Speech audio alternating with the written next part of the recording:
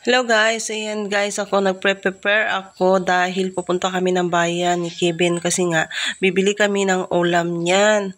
So yan, nilagay ko yung pera ko kasi nga baka mamaya makalimutan ko na naman. So yun, nag-crave kasi kami sa paa nga na yun, na-reels ko na rin siya.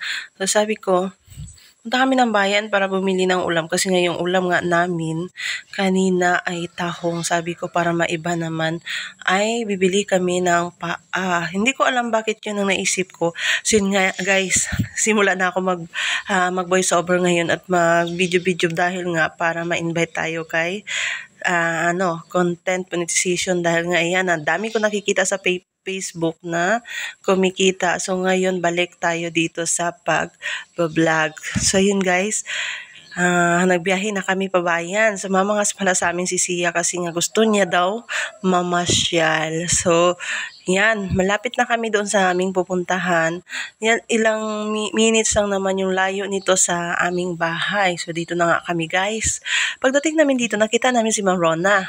Yan, namimili din pala siya dahil wala silang ulam doon sa station. So namili sila ng ulam ni Sir Val. Ang dami nga palang frozen foods dito guys. Dito kami namimili minsan and minsan naman doon sa kabila kasi doon mura din naman sa kabila yung karne. Kaya lang dito ko kasi nakita yung mga yung mga paa siya na pwede siyang tingi. Doon kasi sa kabila, parang buo-buo siya.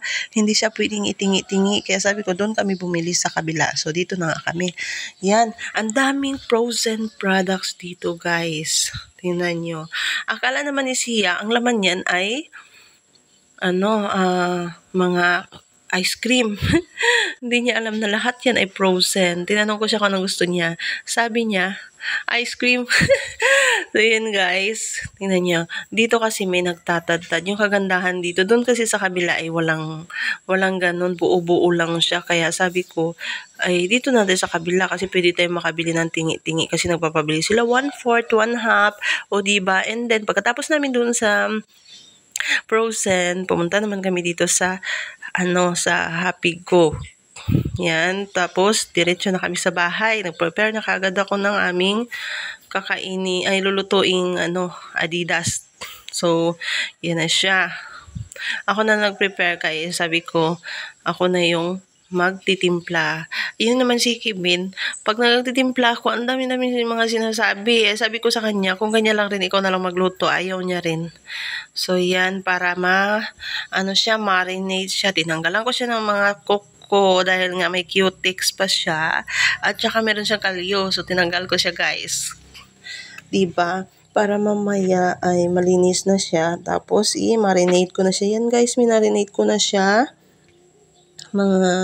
Nilagyan ko na siya ng sibuyas, bawang, tapos suka, toyo, kalamansi. Then, ginisa ko na siya. Niluto ko muna siya para lumambot siya bago namin siya iihawin, diba? Oh, yummy na yan siya, guys. Hindi pa yan siya naiihaw. Yummy na siya, diba? May sauce pa yan siya. Nilagyan ko rin nga pala yan siya ng ketchup para medyo malapot. Antayin lang nung maluto. Then, tinuhog-tuhog ko na siya dito, guys. Mainit pa lang, tuhugin ko na. Kaya nakanda pasok pa ako.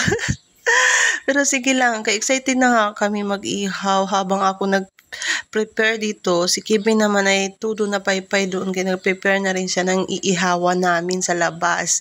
DIY lang nga dahil yung aming kala na isinira niya, guys.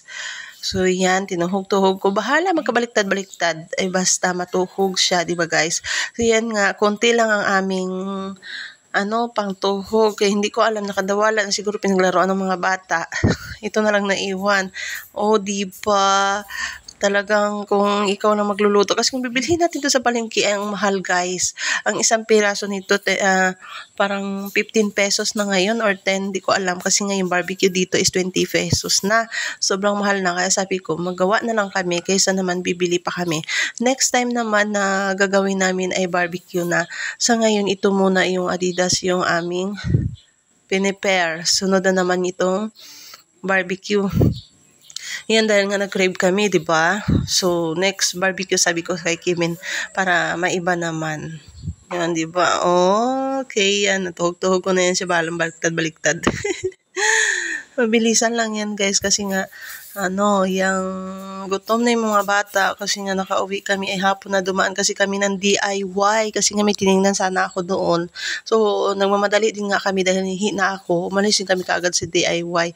Dumiretso kami sa Happy Go para bumili ng pinapabili ni Sia. Kay kulang-kulang daw siya sa gamit, guys.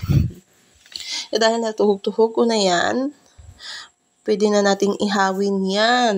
Diba, guys? So, yan. Go na tayo sa pag-ihaw dito sa labas ng bahay na DIY ni Papa Kebs. Ang sabi siya daw ang mag-iihaw nito. Nag-presenta na siya daw mag-ihaw kay kung siya na magpahid-pahid ng sauce. O, diba, guys? Sabi ko sa inyo, masarap yan. Lalo na ako yung gumawa niyan.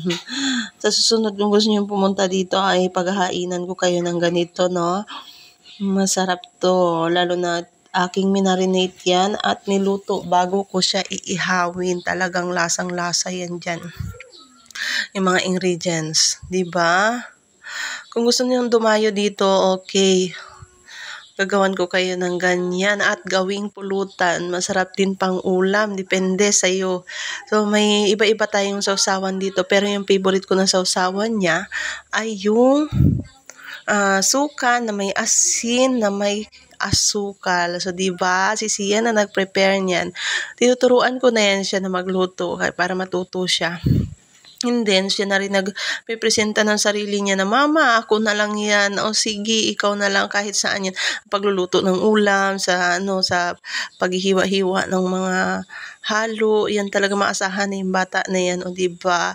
So, asan ka pa dyan?